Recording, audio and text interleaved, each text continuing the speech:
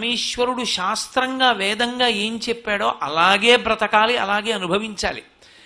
దానికే ధర్మము అని పేరు. పాపము పుణ్యము అన్న రెండు మాటలకు ఎలా చెయ్యాలి అనేటటువంటి విషయం మీద అవగాహన కలగడానికి పరమేశ్వరుడు వేదంలో ఎలా బ్రతకమని చెప్పాడో అలా బ్రతకమని చెప్పిన విషయాన్ని తెలుసుకుని బ్రతకడానికే ధార్మికంగా బ్రతికాడు అని అంటారు. ఇప్పుడు ఈ ధర్మం అన్న మాటని పక్కన పెట్టేశాడు అనుకోండి, భోగం అన్న మాట ఒక్కటే తీసుకున్నాడు అనుకోండి, మనుష్య ప్రాణి అనుభవించేటటువంటి భోగమునకు అంతు ఉండదు. ఎందుకో తెలుసా? వాడి బుద్ధిలో ఉన్నటువంటి ఒక పెద్ద విచిత్రం ఒకటి ఉంది. మిగిలిన అన్ని ప్రాణులకు ఇవ్వబడినటువంటి గొప్ప గొప్ప విభూతులన్నీ తీసుకొచ్చి తనవిగా వాడుకొనగలడు. ఆ ఒక్క బుద్ధి ఉండడమే ప్రమాదం. అందుకే చూడండి, గుర్రం చాలా వేగంగా పరిగెడుతుంది. ఓ 10 గుర్రాలతో ఒక అందమైన రథం చేయించుకుని ఆ రథంలో వెళ్ళాలి. ఏ మార్గంలో తీసుకొస్తున్నాడు సంబంధం లేదు, డబ్బు తీసుకొస్తున్నాడు. ఇప్పుడు దానివల్ల భోగకారకం. ఒక గుర్రానికి పరిగెత్తే శక్తి ఉంది, 10 గుర్రాలతో బండి కట్టుకు వెడతాడు. అలాగే ఓ ఏనుగుకి దంతం ఉంది, ఎక్కడో అరణ్యంలో ఉన్నటువంటి ఏనుగు యొక్క దంతాల్ని కోసి తీసుకొచ్చి ఇంట్లో బొమ్మలు చేసి పెట్టుకుంటాడు. తృష్ణ అన్న మాటకు అర్థం ఏమిటో తెలుసా? అన్నం తినడం మంచినీళ్లు తాగడం కాదు. తృష్ణ అన్న మాటకు అర్థం ఈ సమస్త ప్రపంచమునందు ఉన్నటువంటి వాటిని తన భోగము కొరకు తన సంతోషము కొరకు తెచ్చి వాడుకునేటటువంటి ప్రయత్నం చేయడం. దీనికి ప్రధానమైన సాధనం ఏది అంటే ధనము. ఆ డబ్బు కాని చేతిలో ఉన్నదా, మీరు ఏది కోరుకుంటే దాన్ని అనుభవించగలిగినటువంటి శక్తి నిక్షేపింపబడి ఉంది మనం పెట్టుకున్న కారణం చేతనే. ఓ ఏనుగు దంతం తేగలడు, ఓ జింక తోలు తేగలడు, పులి చర్మం తెచ్చుకోగలడు, పులి గోరు పీకి తీసుకొచ్చి మెళ్ళలో వేసుకోగలడు. ధనం చేతిలో ఉంటే ఎన్ని కోర్కెలైనా తీర్చుకోగలడు. కానీ ఆ కోర్కెలను తీర్చుకున్న కారణం చేత తాను తృప్తిగా ఉండగలడా? ఈ ఒక్క విషయాన్ని మీరు జాగ్రత్తగా ఆలోచించండి. కోర్కెని తీర్చేసుకుని ఈ కోరిక తీర్చేశాను కాబట్టి ఇంకా గొడవ వదిలిపోయింది, ఇహ నన్ను మళ్ళీ రాదా కోరిక అని అనడానికి మనసులో ఒక పెద్ద వ్యూహం ఉంటుంది. రుచి వాసన అంటారు. ధర్మమా అధర్మమా పక్కన పెట్టి అనుభవించు అంటుంది. ఓసారి అనుభవించేశాడు అనుకోండి, బాగుంది ఇంకొద్దులే అంటుంది. 10 రోజులు పోయాక మళ్ళీ అది పట్టుకురా అంటుంది. ఇప్పుడు ఒక కోరికే అన్ని మాటలు తిరగడం మొదలు పెడితే ఇక తృష్ణ అన్న పేరుతో అనేక కోర్కెలకి లొంగిపోయిన వాడు మళ్ళీ అవే కోర్కెలు మారి మారి మారి మారి పుడుతుంటే వాటిని అన్నింటినీ కూడా అనుభవించడానికి ఎంత ధనాన్ని తీసుకురావాలి? ఈ ధనం తృష్ణ ఈ రెండు పక్క పక్కనే పెరిగిపోతున్నంతసేపు మనిషికి శాంతి అన్న మాట ఇంకా ఉండదు. ఇక పరిగెడుతూ ఉండడమే. ఆ తృష్ణ వెంట పరిగెడుతూ ఉంటాడు. గడ్డి పరకని ఎలా తిప్పుతుందో సుడిగాలి, తృష్ణ మనిషిని అలా తిప్పేస్తుంది. అందుకే భాగవతం దశమస్కందంలో పోతన గారు ఒక అద్భుతమైన ఘట్టాన్ని ఇచ్చారు. దానికి తృణావర్తోపాఖ్యానము అని పేరు. యశోదాదేవి చిన్ని కృష్ణుణ్ణి ఒళ్ళో పెట్టు కూర్చుంది. సుడిగాలి రూపంలో వచ్చాడు రాక్షసుడు. ఆయనకి తృణావర్తుడు అని పేరు. తృణము అంటే గడ్డిపరక, ఆవర్తము అంటే తిప్పుట. ఆ సుడిగాలి రూపంలో వచ్చాడు. వచ్చి ఒళ్ళో ఉన్న పిల్లవాడు ఒళ్ళో బరువు అయిపోయాడు. యశోదకి పక్కన పెట్టింది. వచ్చి గిర్ర గిర్ర గిర్ర గిర్ర చుట్టి అది మట్టి విసురుతుంది. ఆ మట్టి విసరడంలో కళ్ళల్లో పడిపోయి అందరికీ కళ్ళు కనపడడం మానేసింది. అందరికీ కళ్ళు కనపడని స్థితిని ఆధారం చేసుకుని గిరగిరా తిప్పి పైకి తీసుకెళ్ళిపోయాడు. చులకన అయిపోయాడు, అంతే, పైకి ఎత్తుకుపోయాడు. పోతన గారు అన్నారు, సుడియరుగని హరిసుడివడ సుడిగాలి తెరంగు రక్కసడు విసిడిడియా సుడిగాలి ధూళి కన్నుల సుడివడ గోపకులు బెగడి సుడివడి రధిపా అన్నారు. సుడి గాలి ఎలా తిరుగుతుందో పద్యంలో సుడి ఎలా తిరిగింది పోతన గారికి.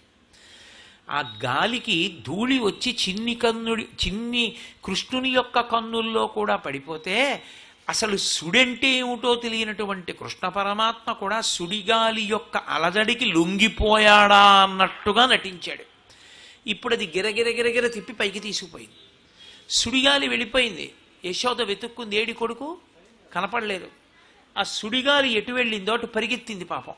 ఇక్కడ పెట్టి తింతనయుడిక్కడ నాడుచునుండె తానెక్కడ నుండి వచ్చి శిశువెక్కడి మార్గము పట్టిపోయనేడెక్కడ జొత్తునంచు వసితేక్షణ గ్రేపు తెరంగు కిన్నయ్యై ప్రొక్కుచుమాలు గోవు క్రియ భూస్థలివాలె దురంత చింతయ్యై అంటారు పోతన గారు. దూడ కనపడనటువంటి ఆవు ఎలా అరుస్తూ పరిగెడుతుందో అలా పరిగెత్తింది కృష్ణుడి కోసం. ఎంత పరిగెడితే కనపడతాడా? పైకి పట్టుకెళ్ళిపోయాడు తృణావర్తుడు. ఆ కృష్ణుడిని చంపేద్దామని ప్రయత్నిస్తున్నాడు. ఆ పైనుంచి కింద పడేద్దాం, రాళ్ల మీద పడి కృష్ణుడు చనిపోతాడనుకున్నాడు. ఈ పైకి ఎత్తుకుపోబడినటువంటి కృష్ణుడు ఆ తృణావర్తుని యొక్క కంఠాన్ని 2 చేతులతో గట్టిగా పట్టుకున్నాడు. ఇప్పుడు ఈ పిల్లాన్ని వదిలేద్దాం అనుకున్నాడు రాక్షసుడు. మెడని పట్టుకున్న చిన్ని కృష్ణుడు బరువైపోయాడు. బరువైపోయి వదిలేద్దాం అనుకున్నవాడు ఈ పిల్లాడి కంఠం వదిలితే చాలు, లేకపోతే నీ కింద పడిపోయేటట్టున్నాను రాళ్ల మీద అని వదలరా వదలరా అని చేతులు పట్టుకు లాగుతున్నాడు. ఒకసారి పట్టుకున్న తర్వాత వదులుతాడు ఆ పరమేశ్వరుడు. గట్టిగా పట్టుకున్నాడు కంఠాన్ని. ఆ పైనుంచి ఒక్కసారి కృష్ణుడి యొక్క బరువు తట్టుకోలేక ఆ సుడిగాలి రూపంలో ఉన్నటువంటి తృణావర్తుడనబడేటటువంటి రాక్షసుడు భూమి మీద పడిపోయాడు. పురభంజను గోలకూలు పురముంబోలెన్ అంటారు పోతన గారు. హరికరతల పీడనమున్న పరవశుడై రాల మీద భగ్నంగకుడై సురవైరి భటుడు కూలెను పురభంజను గోలకూలు పురముంబోలెన్.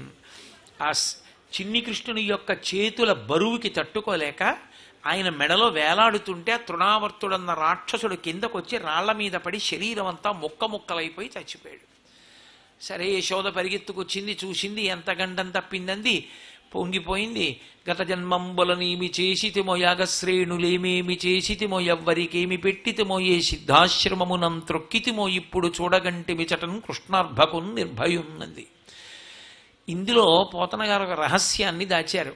తృణము అంటే గడ్డి పరక, ఆవర్తము తిప్పునది.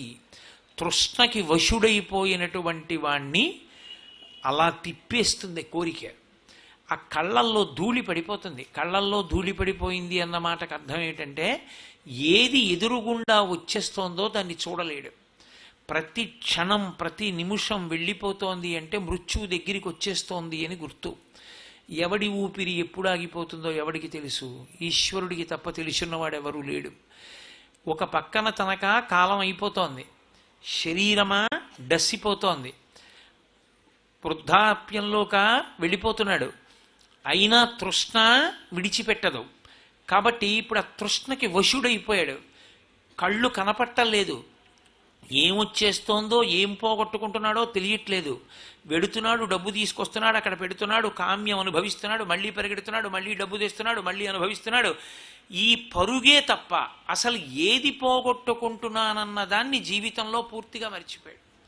ఇలా మరిచిపోయినటువంటి కారణం చేత, ఈ తృష్ణకి వశుడైపోయిన కారణం చేత మనుష్య జన్మ యొక్క సార్థక్యాన్ని పోగొట్టుకున్నాడు అన్నారు. మనుష్య జన్మ ఉన్నది ఎందుకు? ధర్మాన్ని పట్టుకోవడానికి. ఆ ధర్మాన్ని పట్టుకోలేకపోయినప్పుడు ధనం ధనం ధనం ధనం తీసుకొచ్చాడు, బానే ఉంది. తను పాపం చేశాడు. పరమేశ్వరుడు ఎలా సంపాదించమని చెప్పాడో ఆ మార్గాన్ని విడిచిపెట్టాడు. ఏ మార్గం అయితేనే తెస్తున్నానా లేదా, మార్గంతో సంబంధం లేదు, తీసుకొచ్చేసాడు. కోట్లకి కోట్లు తీసుకొచ్చాడు, అక్కడ పెట్టాడు. డబ్బు అక్కడ ఉంది, పాపం ఎవరి ఖాతాలో ఉంది? పాపం తీసుకొచ్చిన జీవుడి ఖాతాలోకి పడింది. ఉండిపోతాడా శరీరంతో? ఎప్పుడో అప్పుడు శరీరం పడిపోవాలి. పడిపోయింది శరీరం. ఈ ద్రవ్యం ఏమైపోయింది? తెచ్చిన ధనం. కడుపున పుట్టినటువంటి పిల్లలు వాటాలు వేసుకుని పనిచేసుకుంటారు. జీవుడు చేసిన పాపాన్ని ఎవరు పుచ్చుకుంటారు? పుచ్చుకునేవాడు ఉండడు. ఎంతకాలం ఉంటావు ఈ భూప్రపంచం మీద? మహా ఉంటే 70 ఏళ్ళు ఉంటావు, అంతా కాకపోతే 80 ఏళ్ళు ఉంటావు. అసలు ఇంకా గట్టిగా చెప్పాలంటే ఓ ఇంట్లో ఉండేటటువంటి పంచపాత్రకు ఉన్నంత ఆయుర్దాయం కూడా మనిషికి ఉండదు. ఒక గట్టి రాగి పంచపాత్ర మా తాతగారు వాడారు, మా నాన్నగారు వాడారు, నేను వాడుతున్నాను. పంచపాత్రకు ఉన్నంత ఆయుర్దాయం కూడా మనుష్యుడికి ఉండదు. ఓ 70 ఏళ్ళు ఉంటావు. 70 ఏళ్ల తర్వాత శరీరం విడిచిపెట్టావు. కొన్ని కోట్లకి కోట్లు నువ్వు అక్రమ మార్గంలో ఆర్జించి తీసుకొచ్చిన పాపాన్ని ఎవరు పుచ్చుకుంటారు? ఎవ్వరూ పుచ్చుకోడు. జీవుడు ఏం చేయాలి? ఈ 70 ఏళ్లలో నువ్వు అనుభవించినటువంటి ఐశ్వర్యం అన్నది కూడా భయం భయంగా అనుభవించింది ఓ 30 ఏళ్ళు. కొన్ని భోగాలు అనుభవించడానికి శరీరం ఒకటి అనుమతించాలిగా. శరీరం అనుమతించకపోతే భోగం ఏమి అనుభవిస్తాడు? అనుభవించలేడు. చాలా ఇష్టం చింతకాయ పచ్చడి, 3 పూట్ల వేసుకు తినేవాడు. బీపీ వచ్చింది, పులుపు ముట్టుకుంటే చచ్చిపోతావు అన్నాడు డాక్టర్ గారు. ఏం తింటాడు? ఇక తినలేడు. మధుర పదార్థం అంటే చాలా ఇష్టం, ఎక్కడెక్కడివి తెచ్చుకు తినేవాడు. నీకు షుగర్ వచ్చింది, చచ్చిపోతావు తింటే అన్నాడు డాక్టర్ గారు. ఏం తింటాడు? ఈ శరీరం అనుమతిస్తేనే కొన్ని భోగాలు, శరీరం అనుమతించకపోతే కొన్ని భోగాలు పోయి, మనసు అనుమతించకపోతే కొన్ని భోగాలు పోతాయి. నిన్న ఇష్టమైంది ఇవాళ ఇష్టం లేదనుకోండి, పోయిందంతే ఆ భోగం. బ్లాక్ అండ్ వైట్ టీవీ ఒకప్పుడు భోగం, ఇప్పుడు బ్లాక్ అండ్ వైట్ టీవీ కొనుక్కునేవాడు ఎవడు? ఎక్కడ లేదు, అది భోగం కాదు. కాబట్టి ఒక 70 ఏళ్ళు అనుభవించావు, కానీ పాపాన్ని కోట్ల జన్మలు అనుభవించాలి.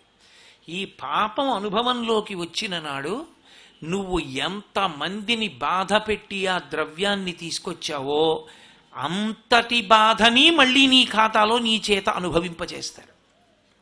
ఇన్ని జన్మలు. అప్పుడు తీసుకొచ్చి అక్కడ పెట్టి వెళ్ళిపోయినప్పుడు పుచ్చుకుని పంచుకున్న వాళ్ళు ఉన్నారే, వాళ్ళల్లో ఒక్కడు నీ అభ్యున్నతి కొరకు చేసేవాడు ఏమైనా ఉంటాడా? ద్రవ్యానికి ఓ లక్షణం ఉంటుంది. ఏ కష్టం లేకుండా వచ్చేసింది అనుకోండి, దాని ఎందు 2 లక్షణాలు పొటమరిస్తాయి. ఒకటి, ఇంత తేరగా వచ్చిందని దాచుకోవడం, లేకపోతే ఆ ద్రవ్యాన్ని తృణప్రాయంగా వ్యసనాలకి ఖర్చు పెట్టడం. ఈ 2 తప్ప మళ్ళీ దాన్ని ధర్మంతో పట్టుకునేటటువంటి లక్షణం చాలా తక్కువగా ఉంటుంది. ఇప్పుడు ఏమైపోయింది? ఏం చేసినట్టు? ధనమంత చంచలమైనది లోకంలో ఇంకోటి లేదు. ఆ చంచలమైన ధనం వెళ్ళిపోయింది. తర్వాత 2-3 తరాలు కూడా వెళ్ళకముందే పోయింది ఆ ధనమంతా. ధనానికి అనేక మంది చోరులు ఉంటారు. అగ్నిహోత్రం పట్టుకుపోతుంది, రాజు పట్టుకుపోతాడు, దొంగ పట్టుకుపోతాడు, ఇంతమంది తీసుకెడతారు, దాన్ని దయాదులు తీసుకెడతారు. వీడు అక్రమంగా తీసుకొచ్చిన ధనం అని ప్రభుత్వం తెలుసుకున్న, రాజు తెలుసుకున్న, ధనాన్నంతటినీ రాజు తీసేసుకున్నాడు. నీ పోయిన కాలం ఏమైపోయింది? ఎక్కడి నుంచి వస్తుంది అనుష్ఠానం? ఇప్పుడు ఎక్కడికి వెడతావు? ఏ దేవాలయానికి వెడతావు? వెళ్ళడానికి అవకాశం ఏది? ఏ జపం చేస్తావు? ఏ పుణ్యకార్యం చేస్తావు? ఎక్కడికి వెళ్ళి తల నిటారుగా నిలబెట్టి మాట్లాడగలవు? కాబట్టి ధర్మాన్ని విడిచిపెట్టిన ద్రవ్యం ఏదున్నదో, ధనం ఏదున్నదో, అది నీ జీవునకు కానీ ఇహమునందు భోగమునకు కానీ యోగ్యము కాదు. పైగా శాస్త్రమునందున్న లక్షణం ఏమిటో తెలుసా? ధర్మ మార్గంలో తీసుకురాని ద్రవ్యము ఎటువంటిది అంటే, పైకి మంచుగడ్డలా కనపడుతున్నటువంటి అగ్నిహోత్రం. అది పాపము కనుక, పాప ఫలితము కనుక అది బాధ పెడుతూ వెళ్ళడాన్ని ఇష్టపడుతుంది. అది బాధ పెడుతూ వెళ్ళాలి. కాబట్టి హాయిగా సంతోషంగా జీవనం చెయ్యవలసిన వాడు లక్షలకి లక్షలు తీసుకెళ్ళి ఎక్కడో కష్టంలోంచి బయటికి రావడానికి పెట్టుకోవలసి ఉంటుంది. దాన్ని ఎవడు చెప్పిన విషయం? ఎందుకు వచ్చినటువంటి అల్లరి? కాబట్టి తృష్ణకి లొంగవద్దు. ధనము ధర్మము అన్న మాటలో ప్రాముఖ్యత అన్న మాటకు అర్థం ఏంటంటే, దేనికి విలువనివ్వవలసి ఉంటుంది అన్నది మనుష్య ప్రాణి చూసుకోవాలి. ఎప్పుడూ విలువ దేనికి అంటే ధర్మమునకే. ధర్మముతో ధనము ముడిపడకపోతే, ధర్మముతో ధనము ఆర్జనయందు ముడిపడకపోయినా, ధర్మముతో ధనము వ్యయమునందు ముడిపడకపోయినా అది ప్రమాదాన్నే తీసుకొస్తుంది. ఒక్క సంపాదనలో అనుకుంటున్నారేమో, కాదు. అది ఖర్చు పెట్టడంలో కూడా ధార్మికంగానే ఖర్చు పెట్టాలి. నేనేదో 10 లక్షల రూపాయలు ప్రావిడెంట్ ఫండ్లో ఉంటే 10 లక్షల రూపాయలు దానం చేశాననుకోండి, నే పాపం చేశానని వేస్తారు. అలా చేయడానికి వీల్లేదు. నేను కన్న సంతానానికి కొంత ద్రవ్యాన్ని ఇవ్వాలి. నేను ధార్మికమైన ద్రవ్యంలోంచి నేను పుణ్యకర్మ చేసుకోవడానికి కొంత ద్రవ్యాన్ని అట్టపెట్టుకోవాలి. నా శరీర పోషణకి కొంత ఉంచుకోవాలి. దేనికి ఎంతంత దాచుకోవాలో, దేనికి ఎంతంత వినిమయం చెయ్యాలో కూడా శాస్త్రం నిర్ణయం చేసింది. కాబట్టి ధర్మంతో ముడిపడని ఖర్చు ప్రమాదహేతువు, ధర్మంతో ముడిపడనటువంటి ఆర్జన ప్రమాదహేతువు. ధర్మంతో ముడిపడిపోయింది పరమ సంతోషకరం. ఇప్పుడు మీరు ఒక్కటి గుర్తుపెట్టుకోండి, ధర్మంతో ముడిపడిపోవడం అన్న మాటకి అర్థం ఎక్కడుంటుంది? తృప్తి ఎందు ఉంటుంది. తృప్తి లేదనుకోండి, ఎంత సంపాదించినా తృష్ణకి వశుడవుతాడు. తృప్తి ఉన్నదనుకోండి, ధర్మం వైపుకు ఒరిగిపోతాడు. నాకేముంది, పరమేశ్వరుడు నాకు ఇది ఇచ్చాడు, నాకు ఈశ్వరుడు ఇచ్చిన దానితో నాకు తృప్తి. తృప్తి అన్నమాట మీరు బాగా గుర్తుపెట్టుకోండి, మనస్సులోంచి పొటమరించేటటువంటి ఒక భావన తప్ప తృప్తి అన్నది బయట ఉన్న సాధనముల వలన ప్రత్యేకంగా వచ్చేది కాదు. మీరు కొంతమందిని చూడండి, పెంకుటింట్లో పరమ సంతోషంగా ఉంటారు. నేను మొన్ననే కాకినాడలో ఉపన్యాసాలు చెప్పొచ్చా. భగవాన్ రమణులు ఓ కొబ్బరి చిప్పని నేల మీద గోకి సమానంగా అయ్యేటట్టు చేసి కొబ్బరి చిప్పలో నీళ్లు పోసుకుని తాగేవారు. పరమ సంతోషంగా గడిపారు. కొన్ని వేల కన్నాలున్నటువంటి ఒక తుండుగుడ్డతో తుడుచుకుంటూ దేవేంద్రుడితో నేను ఒళ్ళు తుడుచుకుంటున్నానని సంతోషపడిపోయారు. సంతోషం అన్నది ఇక్కడి నుంచి పొటమరించే భావన. ఈ వస్తువు ఉంటే సంతోషం ఉంటుందన్నది నిజమైతే ప్రపంచంలో అందరూ అన్ని వస్తువులు ఉన్నవాళ్లే సంతోషంగా ఉండాలి.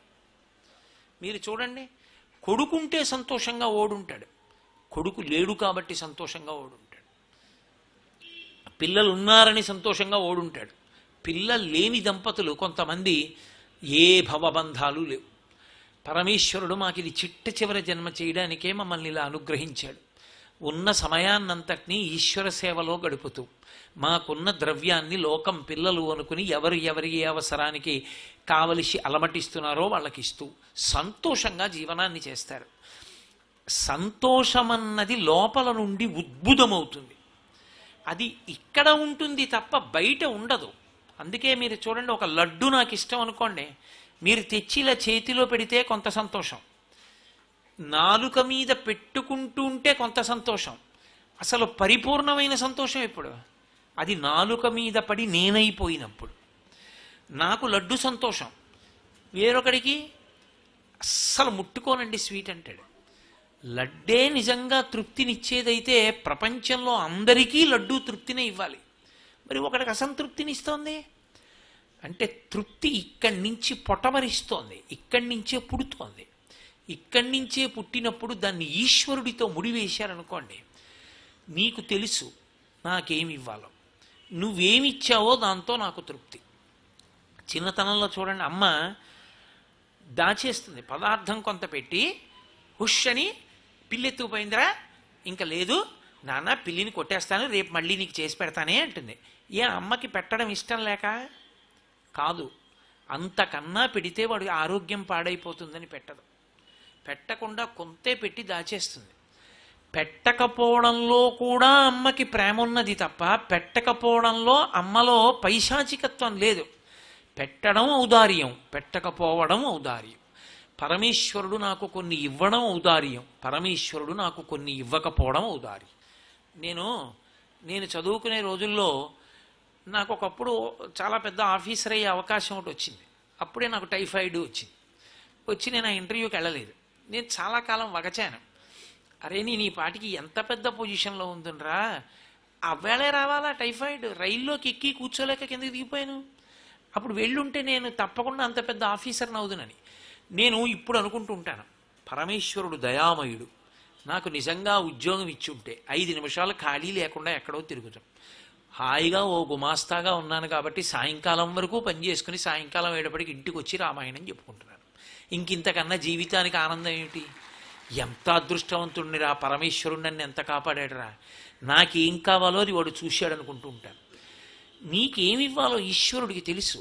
ఈశ్వరుడు నీకేమి ఇచ్చాడో దానితో తృప్తిగా ఉండడం అలవాటైపోతే అసలు దాన్ని మించిన ఐశ్వర్యం లేదు.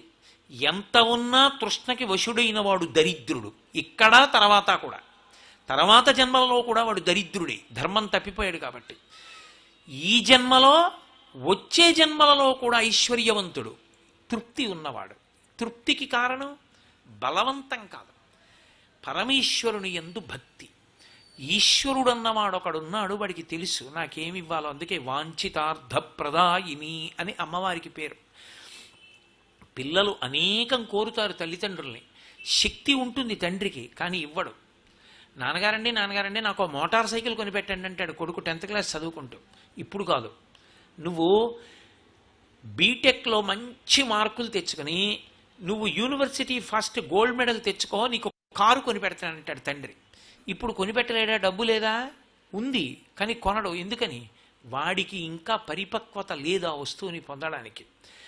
పరిపక్వత లేని బిడ్డకి తండ్రి ఎలా ఇవ్వడో అలా నాకు ఇది అవసరం లేదు, అది ఉంటే నేను పాడైపోతానేమోనన్న ఉద్దేశ్యంతోనే పరమేశ్వరుడు నాకు అది ఇవ్వలేదు. నాకు పరమేశ్వరుడు ఏది ఇచ్చాడో అది నా అభ్యున్నతికి కారణం. కాబట్టి నాకేది ఇచ్చాడో దాన్ని నేను సక్రమంగా వాడుకుంటుకుంటాను. నాకు చాలు, నాకు ఇచ్చింది అనుకున్నవాడు తృప్తితో ఉన్నాడు. ఇప్పుడు తృప్తి అన్నది ఉందనుకోండి, దానికన్నా మించిన ఐశ్వర్యం ప్రపంచంలో ఇంకోటి ఉందని శాస్త్రంలో లేదు. అన్నిటికన్నా తృప్తి ఏదని అడిగారు శంకరాచార్యులు వారు. కౌపీనవంత కలు భాగ్యవంత అన్నారు. గోచీ పెట్టుకున్నవాడే అందరికన్నా ఐశ్వర్యవంతుడు అన్నారు. ఎందుకని?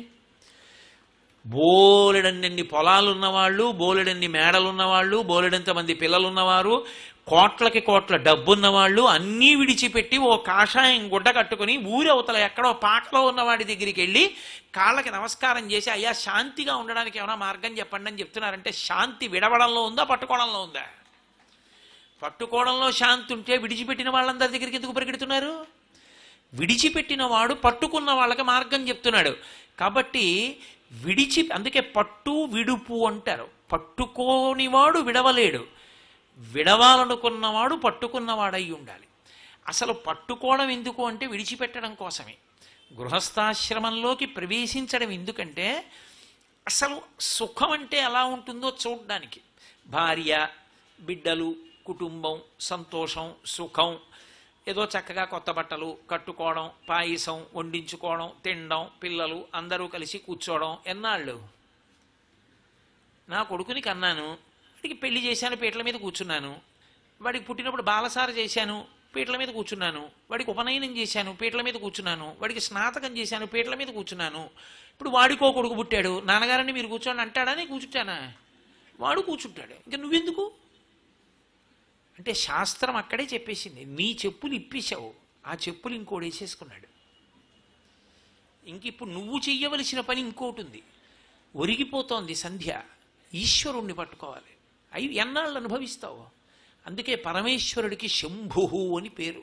శంభు అన్న మాటకు అర్థం ఏంటంటే సుఖములను ఇచ్చి ఇచ్చి ఇచ్చి ఇచ్చి అనుభవింపచేసి ఈ సుఖములు ఒక సుఖమా అన్న వైరాగ్య సుఖాన్ని ఇస్తాడు. ఏముందండి ఇవన్నీ నేను అనుభవించినవి, ఇవన్నీ సుఖాలా అని పరమేశ్వరుడి ధ్యానం, పరమేశ్వరుడి గురించి చదువుకోవడం, ఆయన మీద పద్యం చెప్పుకోవడం, ఓ దేవాలయంలో కూర్చోవడం, ఆయన్ని దర్శనం చేయడం, హాయిగా పరమేశ్వరుడు ఇది పెట్టాడో తిన్న రుచితో సంబంధం లేకుండా 70 ఏళ్ళు వచ్చే నాకు రుచి ఏమిటమ్మా అని కోడలు పొరపాటున చేయి కడుక్కున్నటువంటి నీళ్లు తీసుకొచ్చి మామయ్య గారండి చారు అన్నా సరే తినేశాడు. అయ్యో మామయ్య గారండి అదేమిటండి అలా తినేశారు, చేయి కడుక్కున్న నీళ్లు పోశానండి, చారు వేరే ఉంది అంటే, అమ్మా ఇంకా రుచి కోసం తినే రోజులా? రుచి కోసం తినే రోజులు వెళ్ళిపోయాయమ్మా, నీ చెయ్యి కడుక్కున్న నీళ్లు కూడా చారే అన్నాడు. అది వైరాగ్యం అంటే, అది సుఖం. ఆ భావన సాధన చేత చేరుకున్నవాడు తృప్తితో ఉంటాడు. ఎక్కడ ఈశ్వరుడు ఏది ఇచ్చాడో దాని వలన తృప్తి. అంతేకాని ఇక అనుభవించడానికి యోగ్యత పోయాక తృప్తి వస్తే అది తృప్తి కాదు. శంకరాచార్యుల వారు భజగోవిందంలో అంటారు, వయసిగతే కక్కామ వికార శుష్కే నీరే కక్కాసార క్షీణే విత్తే కప్పరివారో జ్ఞాతే తత్వే కస్సంసార. వయసంతా అయిపోయింది, 80 ఏళ్ళు వచ్చాయి, నాకేం కామవికారం లేదంటే ఇంకా ఉంటే నిన్ను దగ్గరికి కూడా రానివ్వరు ఎవరు, తాతగారని కూడా ఎవరు పిలవరు. వయసు అయిపోయింది, కామం పోయింది. ఇంక ఇప్పుడు నీకు ఇప్పుడు నేను ఎంతో మర్యాదగా ఉంటున్నానంటే అసలు నాకు కామమే పటవరించదు మనసులో అంటే అసలు నీ శరీరం ఒకటి అనుమతిస్తే కదూ. వయసిగతే కక్కామ వికార శుష్కే నీరే కక్కాసార. ఇంతకు ముందు చూపించి అదిగోనండి చెరువు అనేవారు, ఇప్పుడు నీళ్ళన్నీ ఎండిపోయాయి. అదిగోనండి చెరువు అంటే అది చెరువు ఏమిటి, మొహం అందులో నీళ్ళే ఉన్నాయని అడగరు. నీళ్ళు ఎండిపోయాక చెరువు ఏమిటి? శుష్కే నీరే కక్కాసార క్షీణే విత్తే కప్పరివారో. డబ్బులున్నాయి 4, అబ్బో ఎన్ని అనుబంధాలు, బాబాయ్ గారు, మామయ్య గారు, పెదమామయ్య గారు, చిన్నమామయ్య గారు, ఎంతమంది చేరుతారో చుట్టూ. డబ్బు అంటావా, సంపాదించడం గొప్ప కాదు, ఎలాగైనా సంపాదించేసేయచ్చు. కానీ ఆ సంపాదన ధార్మికం కానప్పుడు నిన్ను నువ్వే పాడు చేసేసుకుంటున్నావు. ఆత్మద్రోహమును మించినటువంటి మహాపాపము లోకంలో ఇంకోటి లేదు. వాడు ఎవరినో చెరుపుతున్నాడు అనుకోవడం పెద్ద తప్పు. వాడు ఎవరిని చెరిపేసుకుంటున్నాడో తెలుసా? తనకి తానే చెరుపుకుంటున్నాడు.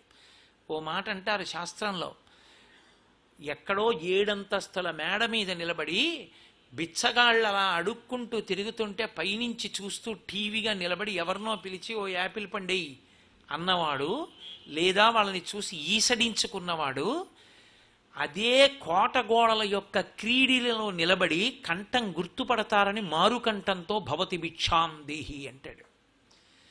నువ్వు సంపాదించడానికి ఎంచుకున్న మార్గము ధార్మికము కానప్పుడు దాని ఫలితం ఇక్కడే కూడా కనపడవచ్చు. అందుకే ఎంతమంది ఎంత సంపాదించారన్నది కాదు, నేను సంపాదించానంటాడు.